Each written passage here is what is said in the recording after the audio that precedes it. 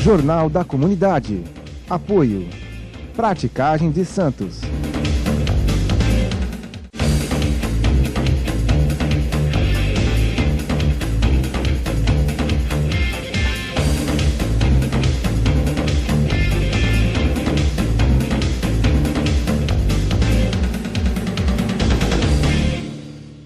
Aqui na TV Com e você, o meu carinho especial. Existem momentos que nós paramos para refletir se nossa vida vale a pena. Eu estou há quase 30 anos na mídia, rádio, televisão. Aliás, estamos também na Rádio Cacique AM, 1510 kHz. Vale a pena conferir todos os sábados, já em outra praia. Passarela do Samba, Jornal do Porto. Porque a cultura do samba passa por nós também. Mas aqui eu falo assim, aquela frase que vai tocar os nossos corações. Se queres prever o futuro, estuda o passado. Maravilhosa. É isso. O presente, o futuro. Como é que você está? Como vai ser o teu amanhã? Determine. Vai ser o melhor possível. Eu estou feliz de receber aqui amigos que tem uma certa sapiência e que discute as ações da etnia, da igualdade racial, não somente aqui, mas em toda a região metropolitana. Meu amigo, Dr. Flávio Viana Barbosa, ele que é advogado e historiador. Aliás, quem é o Dr. Flávio Viana Barbosa? Quem é? É um prazer te receber aqui. Prazer é meu voltar aos estúdios da TV Com, é um prazer estar no seu programa, Jorge. A gente já tem uma amizade de anos, né? Muito forte aí, somos parceiros de militância da igualdade racial. É verdade. O Flávio é uma pessoa simples, eu sempre brinco que eu sou filho de José de Maria, porque minha mãe é Maria Viana, meu pai era José Ramalho Barbosa, minha mãe da Bahia, meu pai do Rio Grande do Norte. Eu nasci aqui em Santos, no Canal 2, aqui no Augusto Paulino.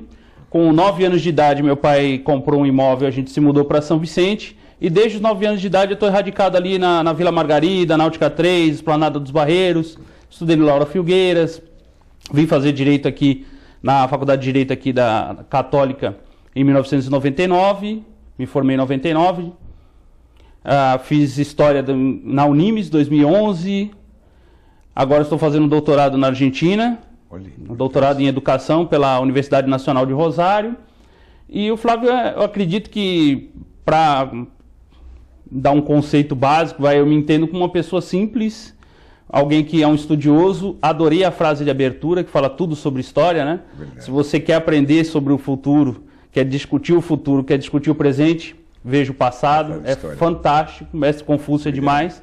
E eu fico muito feliz em estar aqui e poder falar para a comunidade santista. Obrigado pelo convite. Eu agradeço por você, é uma honra também. A primeira questão que ele faz é muito interessante já na sua área, ou seja, na área da OAB. Foi criada a presidência da Comissão de Igualdade Racial e Verdade de OAB São Vicente. Fala sobre a presidência para nós. Na verdade, depois de 20 anos que o mesmo grupo político vinha ocupando a Ordem dos Advogados de São Vicente, houve uma grande mudança. O Dr. Eduardo Kliman foi eleito nosso presidente. Ótimo. E com isso ele abriu os olhos e abriu a OAB para uma outra faceta. Então é claro que a mudança é sempre interessante, é necessária, e com a chegada do Dr. Kliman, nós acabamos sendo alçados à presidência da Comissão da Igualdade Racial, Ótimo. Que não existia na subsecção, era a única subsecção da nossa região que não tinha uma comissão de igualdade racial, e na verdade a gente faz um trabalho metropolitano. Então a OAB de São Vicente está à disposição do público, a Igualdade Racial faz as suas reuniões abertas para qualquer pessoa da comunidade de São Vicente ou de Santos que tem interesse de acompanhar a igualdade racial. A gente está lá uma vez por mês em reunião aberta, com alguns eventos, algumas soluções, mas é uma comissão jovem. Nós abrimos a comissão recentemente e estamos aproveitando o know-how e a expertise da OAB de Santos, da OAB de Cubatão, de Praia Grande, de Guarujá na área, para vir e fazer um trabalho somado a essas subsecções. Perfeito. De forma a gente ter uma alavancagem aí regional. A gente é bastante ambicioso. A gente quer chegar em alguns pontos bem práticos com essa comissão. Quando se fala, doutor Flávio, quando se fala a verdade, que verdade seria essa? As comissões da verdade da OAB, elas têm um formato diferenciado. Elas buscam apurar a verdade de alguns casos específicos. Então ficou muito famosa a comissão da OAB Nacional da Verdade sobre a ditadura militar. A OAB de Cubatão tem um trabalho lindo que encerrou-se há pouco tempo, que foi a Verdade sobre o caso da Vila Socó. Perfeito. A Comissão da Verdade foi fantástica lá. E em nível nacional existe a Comissão da Verdade sobre a escravidão. É essa verdade que a minha comissão e a Comissão de Santos também busca esclarecer, que é todo o momento histórico da escravidão na nossa região, no meu caso específico, na cidade de São Vicente, e os desdobramentos disso até hoje. A vinda dessa população negra, no caso de São Vicente também a escravidão indígena, o uso dessa população indígena por um período, e as consequências disso na cidade ainda hoje. Então a gente está fazendo uma busca não só sobre livros, não só a parte mais acadêmica da coisa, mas com objetivos bem práticos. Aqui em Santos a gente quer sair com o tombamento do quilombo, dos 3 quilombos da cidade, o Jabaquara, o do Pai Felipe e o da Ponta da Praia. E em São Vicente a gente quer levantar e mostrar alguns pontos específicos, como a própria abolição da escravatura da cidade de São Vicente, que são 2 anos antes do 13 de maio de 1888, a questão da rua que tinha o nome em relação à abolição de São Vicente, que era a rua 31 de outubro, que não existe mais, a gente quer colocar uma placa alusiva a isso, e algumas coisas que a gente quer colocar aí, alguns pontos, até sobre a própria existência da cidade de São Vicente. Isso é importante, que eu quero traçar um paralelo aqui. Atenção, aumente o volume, por favor. Por quê? Hoje, nós temos uma situação de vulnerabilidade nas ruas da nossa cidade. A maioria das pessoas são negras, pretos, pardos. E a abolição, como você acabou de colocar, quando o negro foi liberto, ele não ganhou nenhum pedacinho de terra. Será que essa relação de ser liberto e ir para as ruas sem ter uma condição resultou na maioria dos negros hoje nas ruas, doutor Flávio? Com certeza. A gente sabe que o próprio censo do IBGE 2010, o último que está para sair agora, 2014, ele mostra que a pobreza no Brasil tem cor, tem raça, tem etnia. A própria abolição, ela não é um ato isolado no 13 de maio, não é só a Lei Áurea, ela foi um processo político pensado ao longo dos 20, 30, 40 anos antes disso, desde 1850. Então essa população negra, ela foi alijada da sua condição de escravo, mas essa libertação dos escravizados não trouxe para essa população um trabalho de inserção na sociedade.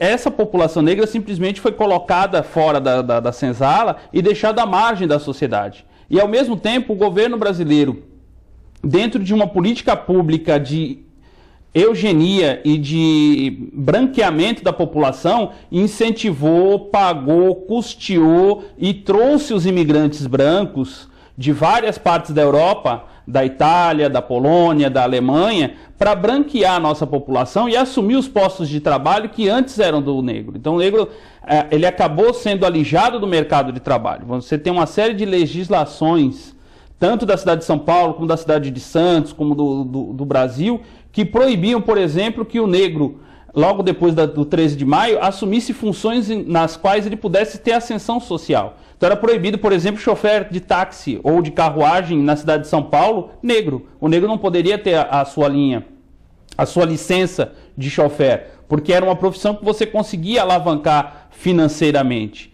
Você teve a retirada dessa população dos centros da cidade, das áreas ali próximas ao porto, na cidade do Rio de Janeiro, aqui em Santos, do próprio Jabaquara e da área central da cidade, para fora do núcleo urbano, e essa expulsão também acarretou uma dificuldade. E aí você soma isso à proibição por um grande período do negro estudar, era proibido ensinar lei e escrever uma pessoa negra no Brasil. Depois você tem a questão da vinda do imigrante branco, que acaba tendo um peso muito grande na ascensão social e na busca por emprego, e você vai criando uma massa de mão de obra barata e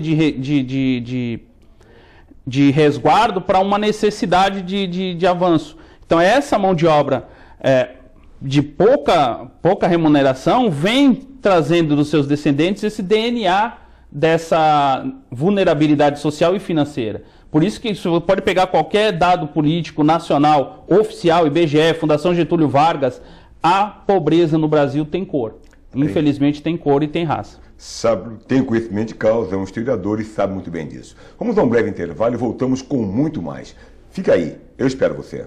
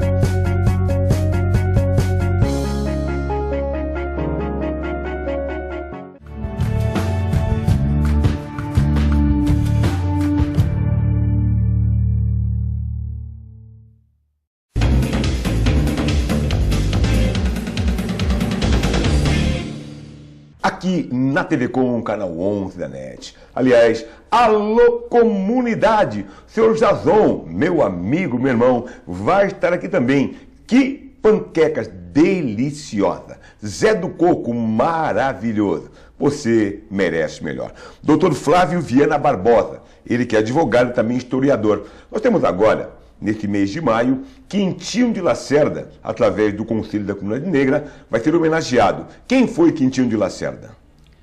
Quintinho de Lacerda, ele é uma figura representativa da presença do negro e do próprio movimento abolicionista de Santos. O Major Quintinho de Lacerda, Perfeito. que ele recebeu esse título pelo general Floriano Peixoto, Marechal Floriano Peixoto, perdão, era o líder do Quilombo do Jabaquara. Ele tinha toda uma formação militar. O Jabaquara é um dos quilombos mais importantes do Brasil, abaixo, é claro, de Palmares e talvez de um ou outro na Bahia, mas se não for o segundo, está entre os 3 maiores quilombos do Brasil na época, e Quintinho de Lacerda era a liderança viva desse quilombo.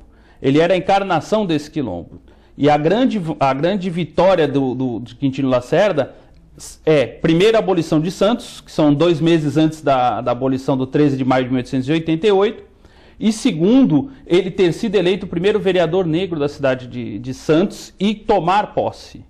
Então a presença dele, a história de Quintinho de Lacerda é representativa em relação à presença negra na cidade de Santos. Tá aí, doutor Flávio Viana Barbosa. Aliás, quero agradecer a presença da sua esposa conosco, muito obrigado por ter trazido ela também aqui. Fique à vontade para suas considerações finais. Tem um dado sobre São Vicente, né? Eu gostaria de aproveitar aí o próprio gancho do Quintino, o 13 de maio que nós estamos falando. O 13 de maio, ele não é uma data comemorativa do movimento negro, ele não é representativo. Nós temos aí os dados oficiais da época, mais ou menos 60% a 70% dos negros já estavam ou alforriados ou libertos no dia 13 de maio de 1888. Para você ter uma ideia como foi um processo em São Vicente, no 31 de outubro de 1886, o presidente da Câmara chamou todos os negros da cidade, todos os escravizados da cidade na Câmara Municipal à noite e alforriou pessoalmente cada um deles 2 anos antes. Então a gente tem essa necessidade de mostrar isso. Aí, quero agradecer a você por estar conosco, doutor Flávio, também o meu carinho por ter atendido o nosso convite. A você, fique aqui. A TV Com é a melhor. Fique conosco, por favor!